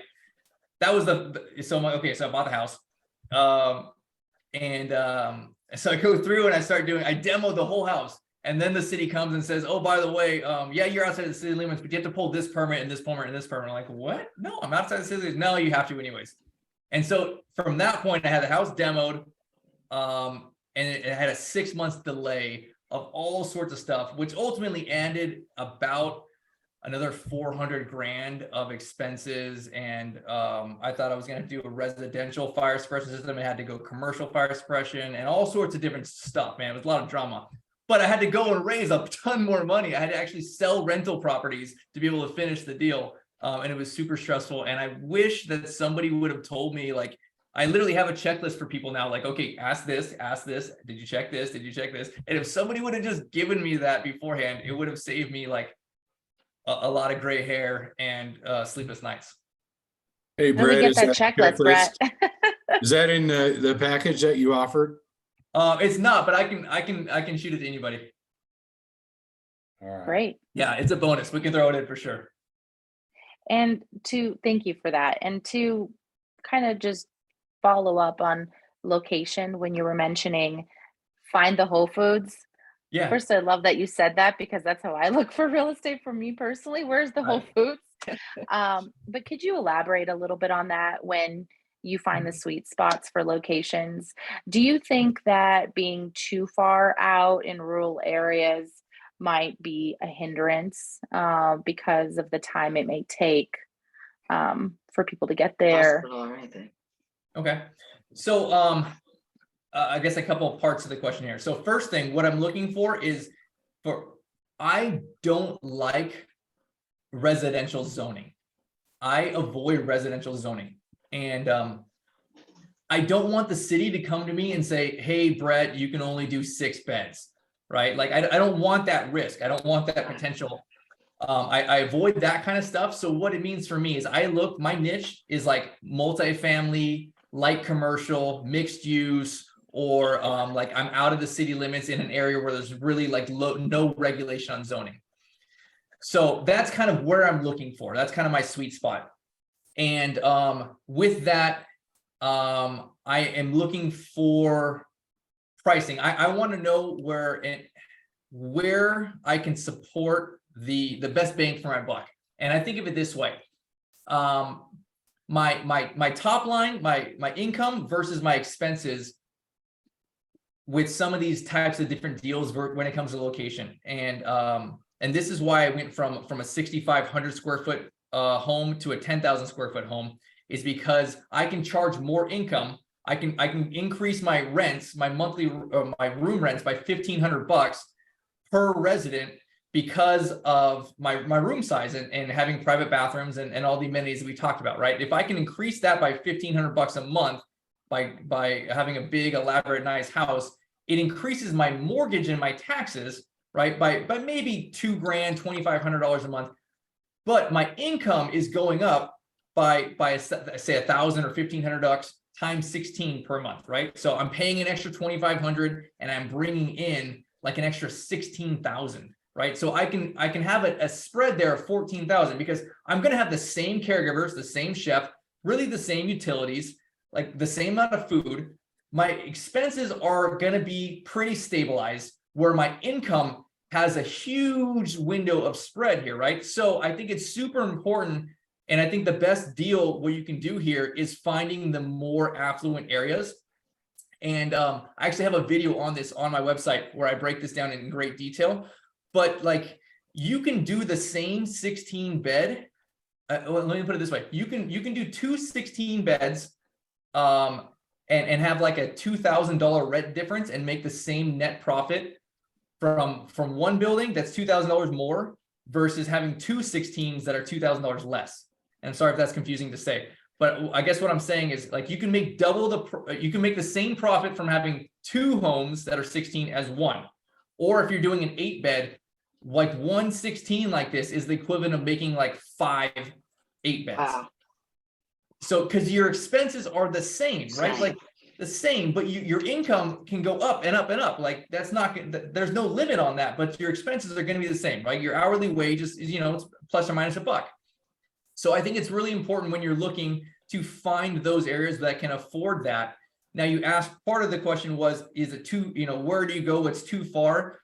I don't think that's a problem, be too far. I would be looking for, where are the affluent people going when they retire, when they want to get away from the hustle and bustle of the city? Where are these suburbs? Where are people that have like the half-acre lots, the 1-acre lots, the little ranchettes, like outside, like on the suburbs? Where are the retired people going to relax, right? Where they're taking the money, and that's where my avatar is, right? That's where my carols are. I want affluent and I want young retired. And they're getting out of the hustle bustle. They don't want to be in the city. They don't want to be in the like the suburbs where all the kids and school buses are, right? They want to go to the next phase of life. So was there any other part of that question I missed? I think you answered it. I appreciate that. That's very helpful. Great, you're welcome. And well, speaking of caregivers, I mean, what is your caregiver to residence ratio? So we have 16, and we run 2 caregivers 24/7. So we have one director who runs the show. She's my partner, and we have one chef who is full time, and then we have two caregivers, you know, on 8-hour shifts, right? So at any point, there's potentially 4 people there during the normal business hours, and at night there's 2 people there. I would say this is for me, I think it's better to not cut some of these costs for the stability of staffing. And I'll go back to right now where we're at in the current, you know, post-COVID inflation weirdness that we're in. If you have one caregiver there, like, again, if they no call, no show, like, what are you going to do? Like, someone's got to go in, right? So I don't like that risk. I don't want the call in the middle of the night. If someone no call, no shows, there's someone else there, right? It's not ideal, but it's there. It's a backup plan. So I want to have 2 caregivers no matter what. And then also during the busy hours, I also have a manager or a director there as another kind of backup option. Because I'm a real estate guy, right? I don't want to get calls. That's not my role. I don't know that stuff. I don't want to know that stuff. So I want to create a system where I had installation from me getting those calls. I see. So all your residents are pretty much 1-person assistant? No, there's a few of them that are 2-person assists. So that's why we have 2 caregivers 24/7. I see. Okay. Mm-hmm. Yeah. So again, if someone calls in sick or no call, no shows, my director goes in and covers the floor with them. I see. I was actually thinking ratio would be a lot lower, like 1-4 instead, or 1-5. Okay, wonderful. On your 18 bed or on a 30 bed? In general, especially with like 2% assist residents, because I think 2 caregivers for 16 people might be a little too much for them to handle. I mean, unless it's a 1-person assist, right? You're never going to hit that. Sorry? It's hard to get that many. Yeah, I'm not sure I'm following you, Zoe. It's just hard to get those kind of that much caregiving. That's hard to get it's hard to get that much staffing. Yeah, I agree. I think if I was going to run an 18, I would have 2. I think 2 is is kind of on the upper end for 18. We run 16s and it's no problem. It's easy for them to run too, but you got to be selective of who you're going to bring in. Don't bring in a lot of heavy lifting people. You can have a few, but just balance that. Yeah, exactly. So if you're going to run 30, I would run 4 caregivers if it was me, or if you're going to run 18, I'd run 2, but I would also not have them do the food. That's it's a big time commitment for them to be cooking, or even if they're just reheating, it's a big time commitment where they're getting people to the table and having a toilet before and after the table. Yeah. I would just bring in the chef and just run 2. Okay. All right. Thank you. You're welcome. Any Can other I also questions? ask a question? I'm sorry, I know Renee, sorry. This is Judy. I was in a loud area, so I didn't even get to say something, but I have a quick question. I'm hoping to open a 16 bed home here, like, I mean, but now where I'm kind of stuck is to get that 20%. I mean, I'm just wondering who, I did a course with Jean Gorino, I mean, God rest his soul in peace. And he did give us a lot of resources, but just struggle with that 20% that I need to get that commercial loan approved. So where will you advise me to go to? So if you need 20% and you're going, and we're talking about money, right? Right. Okay, perfect. Okay, I say the same thing. If you're going to run a 16 bed, I would look at our website, check out some of the videos, see what our niche is, because if you have a 16 bed, I mean, you can literally make $40,000 to $60,000 net a month. If you are taking a good looking business plan to people that know, like, and trust you, and you can say, hey, let's go 50-50 on this, or let's go 60-30 on this. Like, we're going to get the bank loan. You're going to be passive. I'm going to run it. There's a lot of people who will be like, yes, sign me up. I'm certain that you do not need to save the money. All you need to do is get your ducks in a row and practice your spiel, and maybe get some more coaching on what you should say and how to create the business plan, and then what your finances should look like. But I would use that, like, there's a home run like deal that you could put together. I would think of it this way, because I have a flipping background, and if I went to someone and said, hey, I got this $1 million house over here and it's beautiful, and I got it for 700, I would have a ton of people who would go and partner with me, right? No problem. I could raise the money in 5 minutes, one phone call, right? I could find 20 people within an hour who go in on 50-50 on that deal. But it's kind of the same analogy, right? You have this home run potential of a deal. If you can put that together and present it properly, there's no reason you can't come up with 20%. It's not that much money for people who are, at that stage of life. And they literally, like, people don't know what the stock market's going to do, right? They don't know what crypto is going to do. Like, they need somewhere stable to put it. And if you just present to them, look at all the baby boomers, like, we're going to be in this niche of end of life. Like, it's not a fad. It doesn't ever go out of style. You always need this care. And then just share your heart and how you want to take care of people. People want to make money and they want to help people. If you can do those two things, you will have so many people who want to invest with you. Brett, didn't you say in your offering for 187 that you would provide some scripts for them to start these conversations? And is that in there? It's not, but I can throw it in there. I have a sales part. Oh, wait, no, I'm sorry. Yes, it is in there. Excuse me. I'm thinking of the wrong thing. Okay. Yes. So I do break this down. I think of a presentation in 3 different parts. And sorry, this is just a 2-minute tangent then. When I do a sales presentation, so I get 2 things together. I get my business plan together, which doesn't have any numbers. It tells about what I want to do. It talks about my 16 bed. It talks about the baby boomers. It talks about the opportunity. It talks about the services we do. It talks about everything that's not specific to a deal. It's a general packet. And then I have my part 2 packet, and it's a specific packet to a specific deal or a hypothetical deal that breaks down, itemizes all the numbers. And I use those 2 things together. And then I'll set up a 3-part meeting, and it can be combined or they can be separate. And really, I want to part one, I want to put feelers out there to people that I already have relationships with, share my heart. People don't want to know about money right away. People do want to know that you want to help seniors. So I'm going to go and I'm going to share, hey, here's my heart, here's my vision, here's what I want to do. I want to make a difference in my city, my community, and I want to do this and this and build this big, huge, beautiful mansion that takes care of people. I know it also makes great money. Do you know anyone who is interested in this kind of thing? I'm looking to partner with someone. That's my step one. I did not ask for money. I didn't ask if they want to invest, right? That's my step one. It's very loose. It's very no pressure. Usually if I'm talking to the right people, they're going to say, yes, I'd be interested in that. Or, oh, maybe ask me later, or I know someone.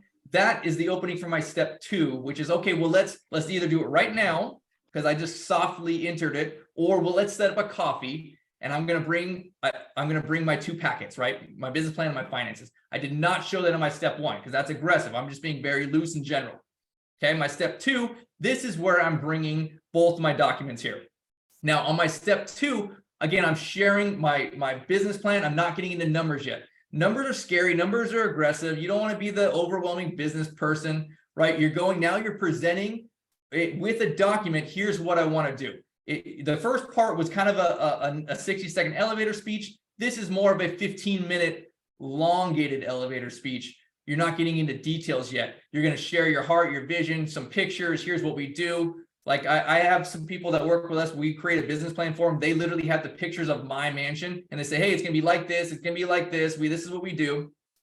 And then at the end of that, then they're like, hey, this is what we do. Like, would you want to hear more? Like, are you interested in this? Do you want to look at the numbers? Right. So step two doesn't even have numbers yet. Okay. Step one, 30 second, 60-second elevator pitch.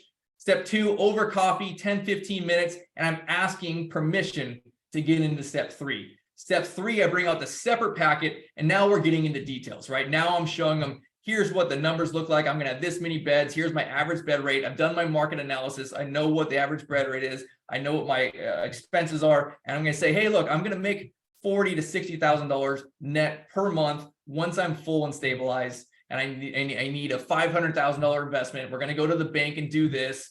Here's what our ROI looks like. Here's how we're collateralizing everything. And I'm really kind of getting into that at that point. But I've gone through step 1 and 2 before I get into the scary, like, I'm going to be the business guy, numbers guy.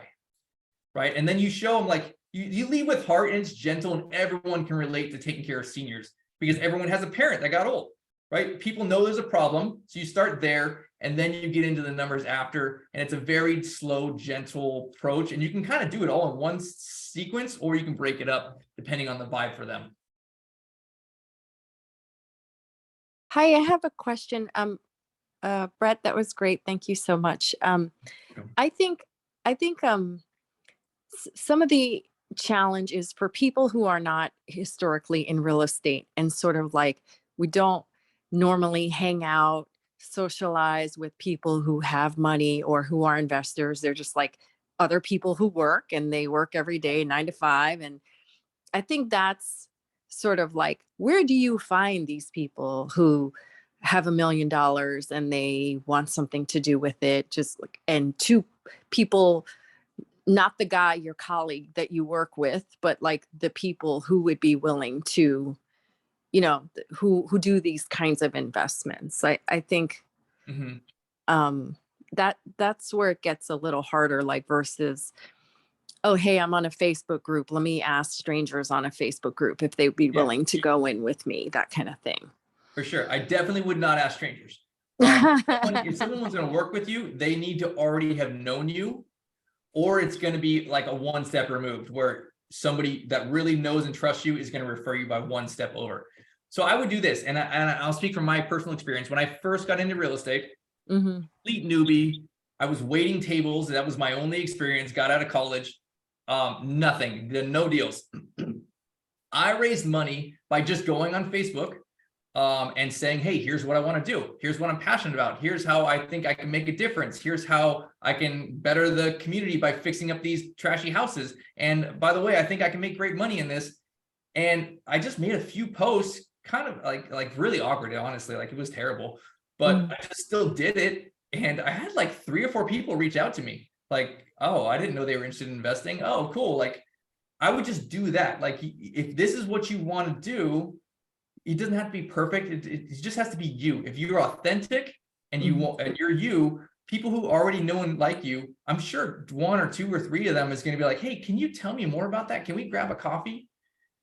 And it may not be them, it may be one step removed, but I would just start, like, don't go to people that are strangers. Like, just start with sharing your heart. Got it. Thank you. Really helpful. Thanks, Brett, You're for all of welcome. this. Thank you.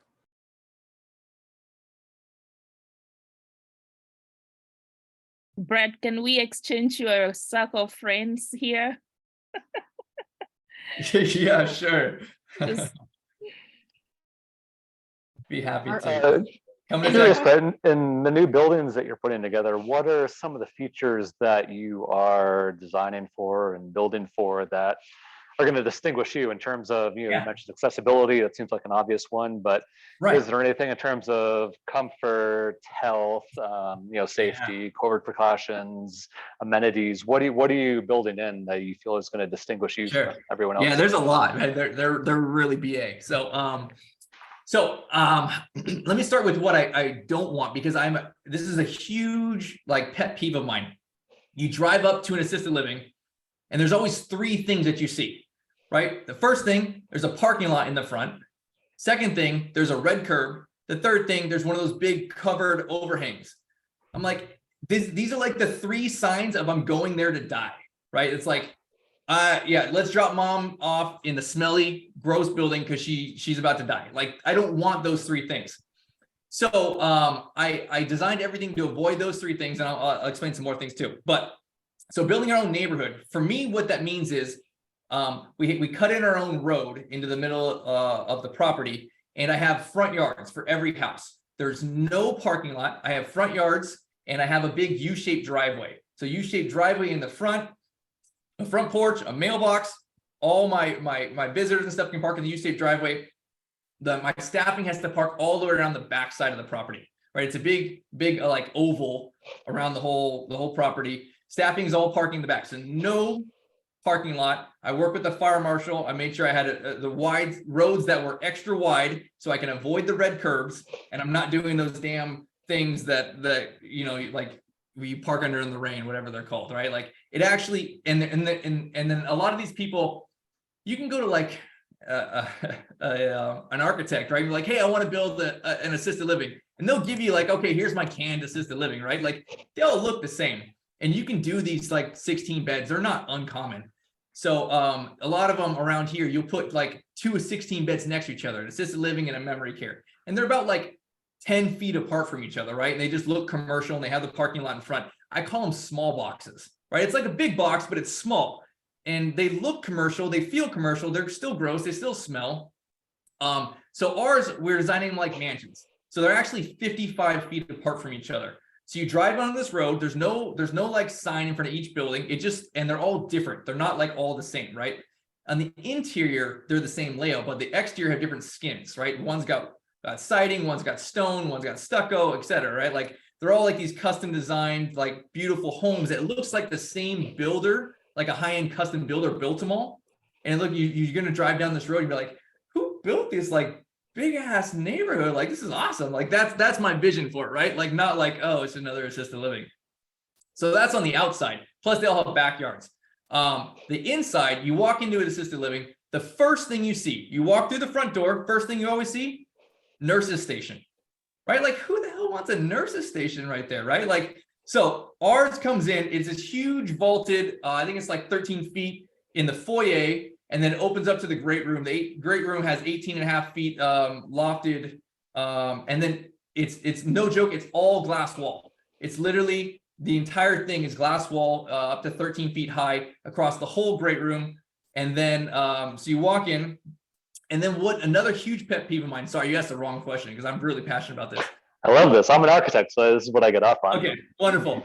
Another huge pet peeve of mine, you walk into assisted living and you have these hallways, these long hallways, and you either look like a hotel or you look like a hospital, right? You have beds on both sides, your doors on both sides, and you have room numbers, right? Like, we got rid of that whole thing altogether. We don't have long hallways. We don't have rooms on both sides.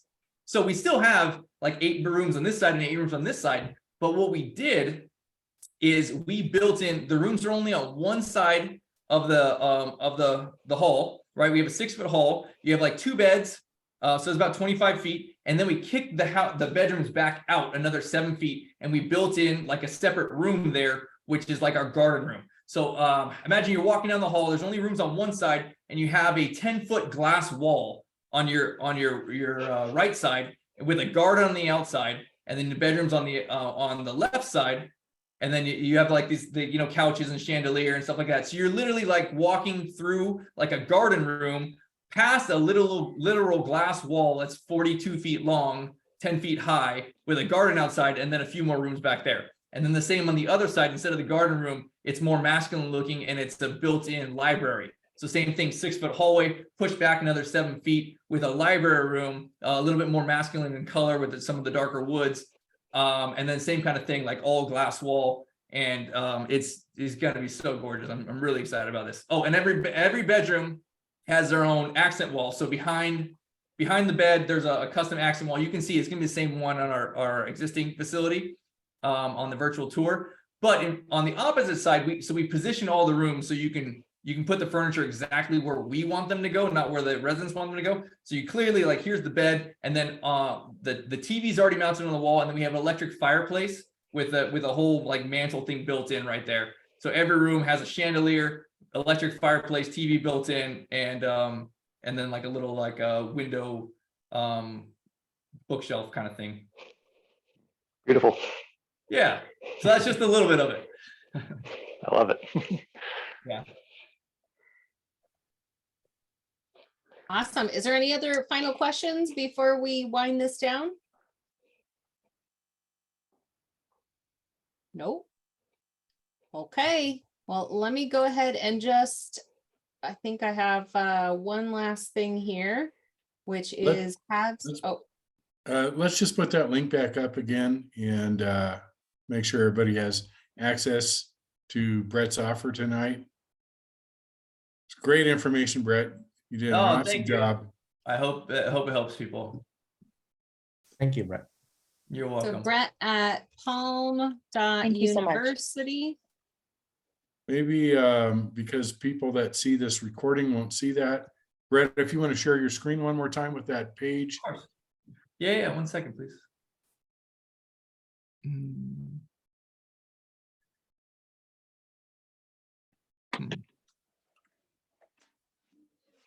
One sec.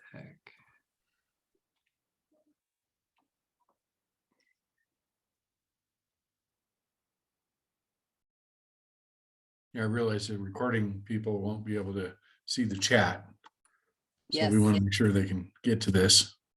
Okay, the PowerPoint page, is that what you're looking for? Yeah, that's right. Okay, wonderful. And then, yeah, so, just 1 sec. Okay, here we go. So Den 100, and then here are some of the items that we go through on the sales and marketing. And I think you had a couple other things that we asked about that you said you'd throw in there. Yes. I don't remember what they were, but I wrote one of them down. So the sales scripting, we go through that. What is you wanted the due diligence like checklist. So I have a due diligence checklist on what to ask the city. that's great. That's a good value. I may buy one of those from one of my clients myself. Absolutely.